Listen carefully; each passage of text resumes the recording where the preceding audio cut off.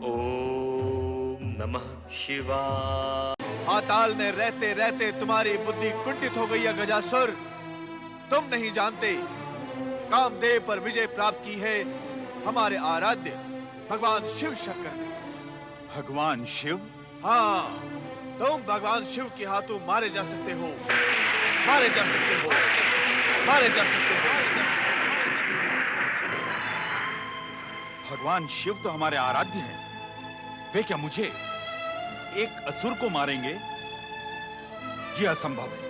हमने भी पहले यही सोचा था, परंतु हमारे शत्रु देवता छल, प्रपंच और कूटनीति का प्रयोग करके भगवान शिव को तुम्हें मारने के लिए बाध्य कर सकते हैं। उन्होंने शंकर को प्रसन्न करने का अनुष्ठान भी प्रारंभ कर दिया है। कैसा अनुष्ठान देते गुरु? मैं समझा नहीं। काशी के शिव भक्त यज्ञ करता ब्राह्मणों ने भगवान शिव को प्रसन्न करने हेतु तुम्हारा वध कराने के उद्देश्य से काशी में एक विशेष यज्ञ प्रारंभ किया है। तुम तुरंत वहां जाकर उनके यज्ञ में बाधा डालो। किसी भी प्रकार ये यज्ञ पूर्ण न होने दो। मैं अभी जाकर उन ब्राह्मणों को अपने विशाल चरणों तले कुचल देता हूँ। न रहेगा बांस, न बजेगी बांसुरी। नहीं नहीं गजासुर, ऐसा अनर्थ न करना।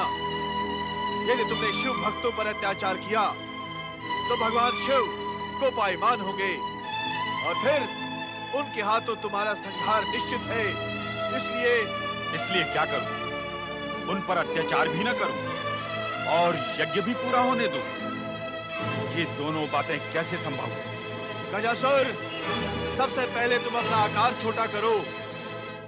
अब वरदान प्राप्त करके तुम अतुल बलशाली बन गए हो। तुम्हें विशालकाय बने रहने की कोई आवश्यकता नहीं। अपने को सामान्य करके हमारे पास आओ। हम तुम्हें बताएंगे कि तुम्हें क्या करना होगा।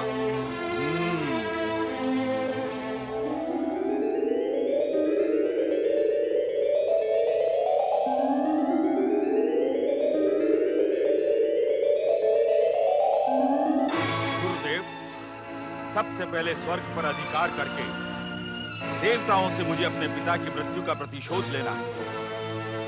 पहले ये कार्य कर लूं, फिर काशी के ब्राह्मणों का यज्ञ चुटकियों में ध्वस्त कर दूंगा। गजासुर, हमने तुम्हें पहले भी बताया था, अब फिर बता रहे हैं कि तुम्हारे पिता का वध देवी दुर्गा ने किया था और उस षड्यंत्र में सभी देवता सम्मिलित थे। उन्होंने ये आवाहन करके त्रिदेवियों की शक्ति से देवी दुर्गा को प्रकट किया था। कौन थी वो त्रिदेवियां? देवी लक्ष्मी, सरस्वती और शिव संगनी माता पार्वती। परंतु तुम उनसे प्रतिशोध नहीं ले सकते हो। तुम्हारी वरदानी शक्ति उन तीनों को कोई हानि नहीं पहुंचा सकती, क्योंकि वे अपने अपने लोक में सुरक्षित हैं। तुम्हें सबसे पहले काशी में यज्ञ करता ब्राह्मणों का यज्ञ रोकना है, अन्यथा तुम भगवान शिव के हाथों वध का पात्र बन सकते हो। नहीं दैत्य गुरु, सबसे पहले मेरे पिता के वधकर्ताओं से मैं प्रतिशोध लूंगा। उसके बिना मुझे शांति नहीं मिलेगी। गजासुर, मेरी बात सुनो गजासुर। उन त्रिदेवियों की शक्ति अपार है। वहां न जाना गजासुर, वहां न जाना।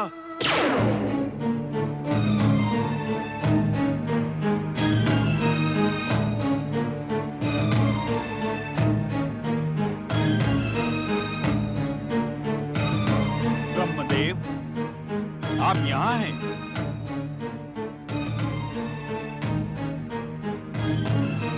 अर्थात देवी सरस्वती भी आपके साथ ही रहती है।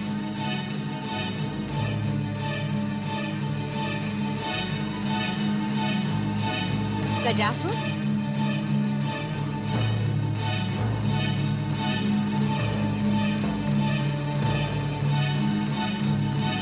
ब्रह्मदेव, जागे ब्रह्मदेव, आपका वरदानी गजासुर यहाँ आ पहुंचा है।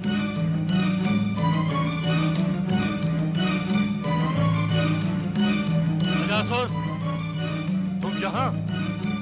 चले जाओ यहाँ से।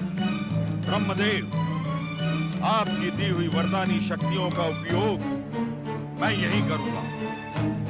मेरे पिता का वध करने वाली दुर्गा इन्हीं सरस्वती की ज्योति से प्रकट हुई थी। ब्रह्मदेव, इस दुष्ट को यही समाप्त कर दे। हम इसे समाप्त नहीं कर सकते देवी। अपने दिए हुए वरदान के कारण हम विवश हैं। तो फिर मैं देवी दुर्गा की ज्योति शक्ति केंद्रित करके मैं ही इसे समाप्त कर दूंगी।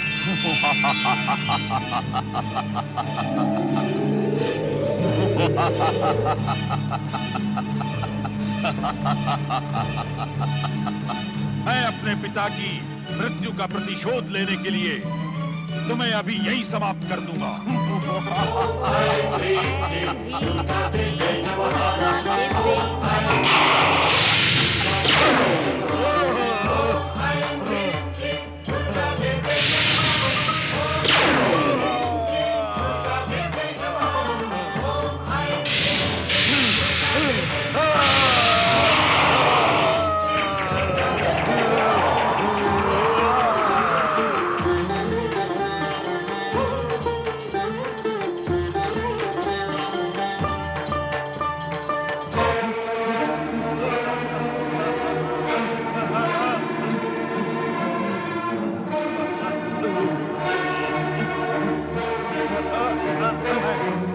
मैं छोड़ूंगा नहीं, मैं प्रतिशोध लूंगा।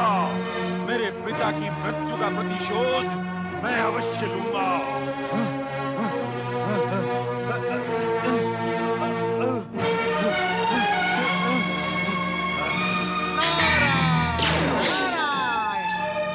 गजासुर, प्रतिशोध लेते लेते तुम्हारी ये दुर्दशा कैसे हो गई?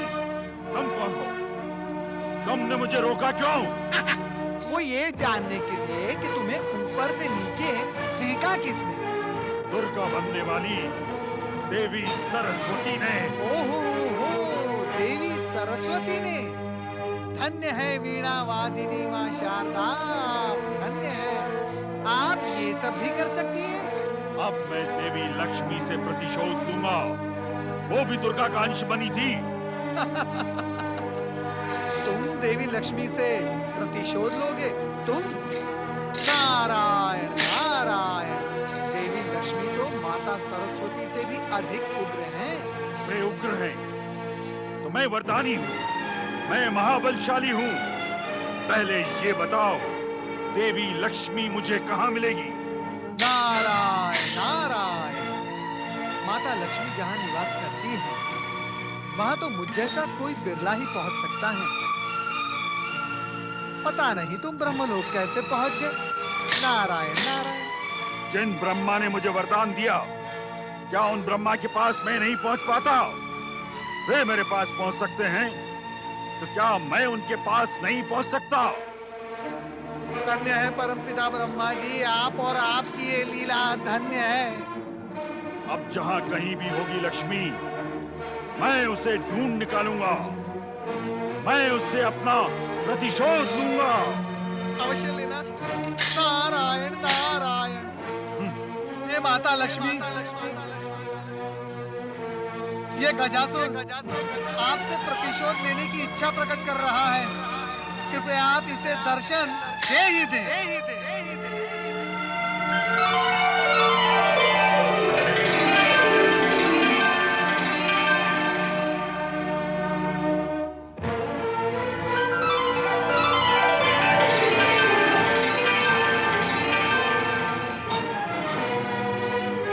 प्रणाम माता लक्ष्मी।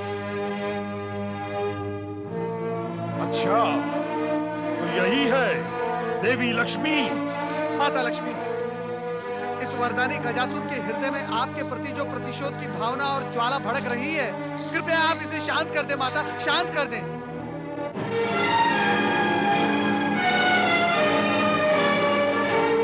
जय दैत्य गुरु।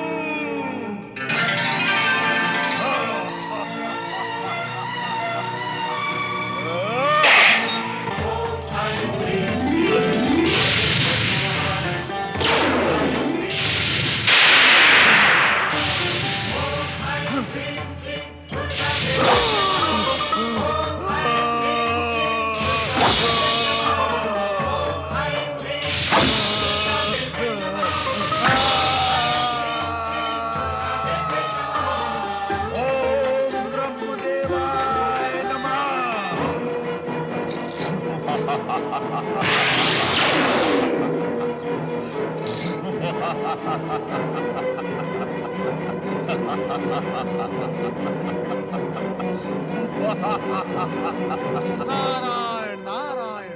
माता, आपने अपने इस कमलास्त्र से इस दुष्ट के टुकड़े तो कर दिए, परंतु ये पहले जैसा फिर हो गया। ये ब्रह्मा जी के वरदान का परिणाम है नारद। पता नहीं ब्रह्मा जी ऐसे दुष्टों को वरदान क्यों देते हैं।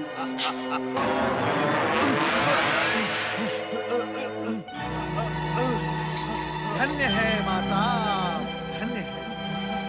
नारायण नारायण। कहीं ये दुष्ट माता पार्वती से प्रताड़ित होने के लिए कैलाश तो नहीं जाएगा? शक्ति स्वरूपिणी पार्वती इसे जीवित नहीं छोड़ेंगी।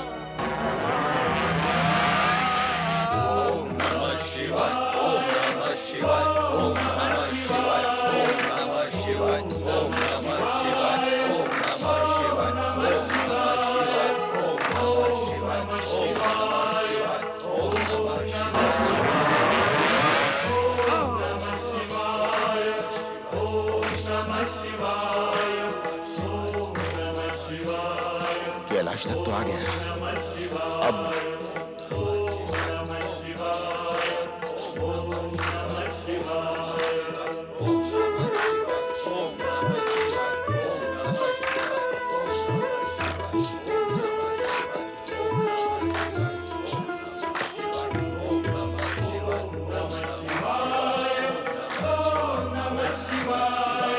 इस जटाजूटधारी बागंबर पहने व्यक्ति को देखकर मेरी मन में भक्ति भाव क्यों उत्पन्न हो रहा है?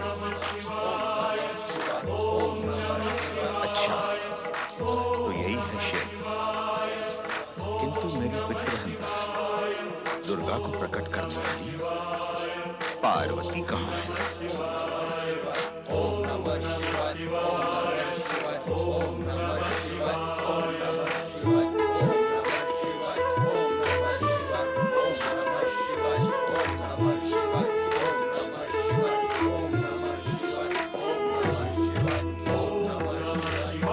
परमेश्वराय नमो नमः।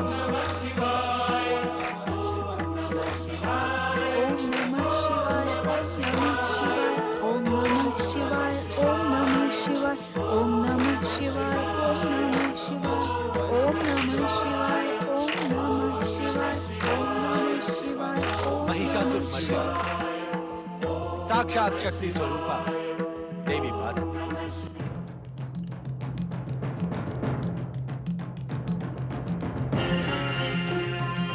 तुम कब से हमारी समाधि भंग होने की प्रतीक्षा में यहाँ खड़ी हो? ये प्रतीक्षा तो बहुत छोटी है स्वामी। आपकी समीपता और आपको पति रूप में प्राप्त करने के लिए मैंने वर्षों इसी तरह खड़े रहकर आपकी तपस्या की है।